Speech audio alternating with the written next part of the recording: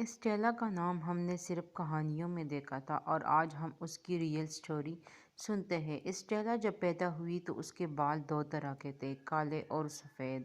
اس لیے اس معاشرے کے لوگ اس سے زیادہ پسند نہیں کرتے تھے، اس لیے اس کی ماں اس کو دور لے جانا چاہتی تھی۔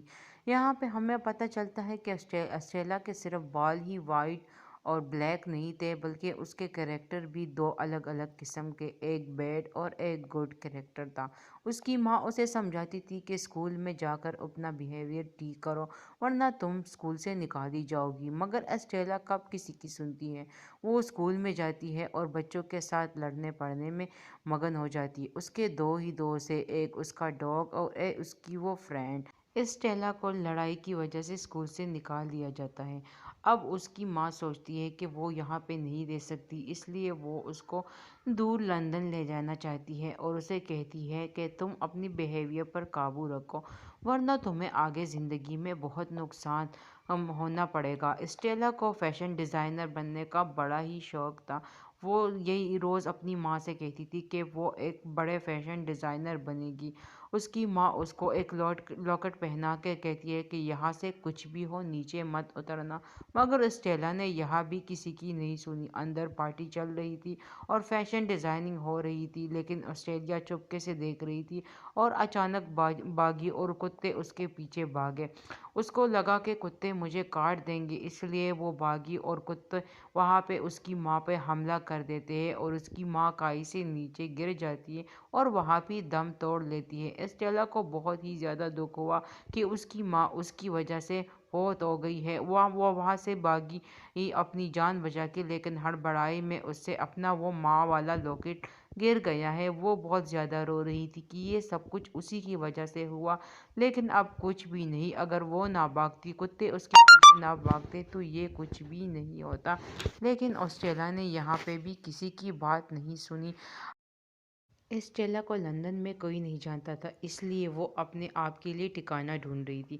وہاں پہ اسے دو بچے نظر آ جاتے ہیں اور اس کو لگتا ہے کہ وہ بھی ان کی طرح ہیں اور ان کا بھی کوئی نہیں ہے، اس لیے وہ ان کا پیچھا کر کے ان کے پاس آ جاتی ہے اور انہیں اپنا قصہ سناتی ہے۔ وہ لڑکے اسے دیکھ کر یقین کر لیتے ہیں کہ واقعی کوئی بھی نہیں ہے اسٹیلا کا۔ اسٹیلا اپنے بالوں کو کور کر دیتی ہے اور ایک بالوں کو پورے بلیک رنگ سے چھپا لیتی ہے۔ اب اسٹیلا کو فیشن ڈیزائنر بننے کا بڑا ہی شوق تھا۔ اب ہم 10 سال بعد کا سمے دیکھتے ہیں کہ اسٹیلا اور وہ دونوں لڑکے جوان ہو چکے ہیں اور ایک پروفیشنل چور بن گئے ہیں اور لوگوں کی جیبوں سے پیسے نکالنا ان کے لیے ایک عام بات تھی۔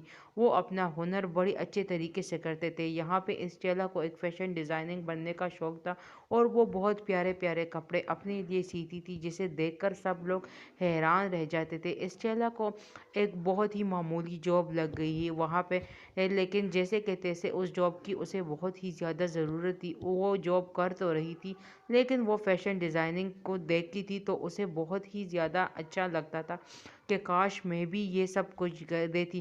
فیشن ڈیزائننگ پر اسے جاب تو مل گئی، لیکن ایک لینیس جاب کی، جسے اب کر کے وہ بہت ہی زیادہ تھک چکی تھی۔ وہ اب یہ جاب نہیں کر سکتی تھی، اسے بہت ہی برا لگتا تھا۔ وہ اپنے باس سے کہتی تھی کہ مجھے صرف ایک چانس دو، لیکن اس کا باس کچھ بھی نہیں سوچتا۔ ایک دن اسٹیلا کو غصہ آیا اور وہ اپنے باس کے آفس سے ایک بہت ہی بڑی شراب کی بوتل لے گئی ہے اور ساری پی گئی ہے۔ نشے کی حالت میں اسے کچھ بھی نہیں آتا اور اس نے وہ پتلا توڑ دیا اور خود ڈیزائن کیا۔ اگلی صبح اس پتلے کے آگے بہت ہی زیادہ بھیڑ تھی اور اسٹیلا نے شراب پی کر وہیں پہ سو گئی۔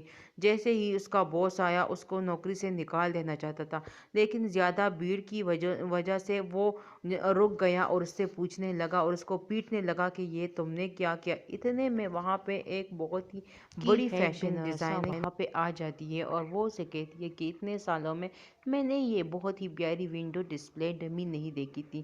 شاید اس کے پاس یہ ہنر پہلے ہی سے تھا، لیکن کوئی اس کو جان نہیں سکتا۔ اس لیے اسٹیلا کو اگلے ہی دن 5 بجے بلایا گیا۔ اس کو دیکھتے ہی اس نے کہا کہ اس کو ڈیزائن کرو۔ اسٹیلا نے بہت ہی پیارا ڈیزائن کیا تو بینورسا اس سے بہت ہی زیادہ مطمئن ہو گئی۔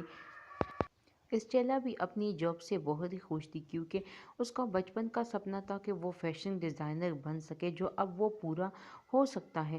لیکن ایک دن اس نے محسوس کیا کہ وہی لاکٹ وینوسا نے پہنا ہے جو اس کی ماں نے اس کو دیا تھا مرتے سمے پر۔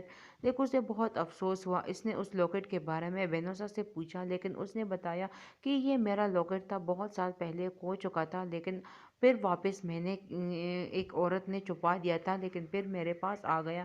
وینوسا اسٹیلا نے اسے کچھ بھی نہیں کہا اور وہ وہاں سے چلی گئی۔ اگلے دن اس نے اپنے دوستوں کو بتایا کہ وہ لاکٹ میرا ہے اور وہ اس کو کسی بھی حال میں چرانا چاہتی ہے۔ اگلے دن اس نے پلان کیا کیونکہ ایک بہت بڑی پارٹی تھی اور اس کے سارے دوست چوری کرنے میں ماہر تھے، اس لیے سب اس کا ساتھ دینے میں لگ گئے تھے۔ لیکن اسٹیلا وہاں پہ روپ بدل کر آ گئی اور اپنی فیشن ڈیزائننگ کی کلا کی وجہ سے اس نے بہت ہی پیارا ڈیزائننگ سوٹ پہنا تھا جو سب کی نظر اس پہ تھی کیونکہ وہ بہت ہی زیادہ بینرس پیاری کی لگ رہی پارٹی تھی۔ ہو اور کوئی اور اس سے زیادہ پیارا لگے، یہ اس کو بالکل بھی اچھا نہیں لگ رہا تھا۔ لیکن اسٹیلا وہاں پہ ایک الگ ہی کریکٹر لے کے آئی تھی۔ یہاں پہ اسٹیلا دیکھتی ہے کہ وہی لاکٹ جو بینرس کے گلے میں تھا وہ تجوری میں نہیں اسٹیلا نے پہنا تھا، اور ادھر وہ کریولا بن کے آئی تھی ظالمانہ، جس کو اس کی ماں نے منع کیا تھا کہ اپنے اصلی روپ میں نہیں آنا۔ اس لیے وہ بینرس سے کہتی ہے کہ تم زیادہ پیاری نہیں لگ رہی ہو، جس پہ بینرس کو غصہ آ جاتا ہے۔ یہاں پہ ایک دوست اس کے ڈش میں چوہے رکھتا ہے جان بوجھ کر کہ اس کو ڈر لگ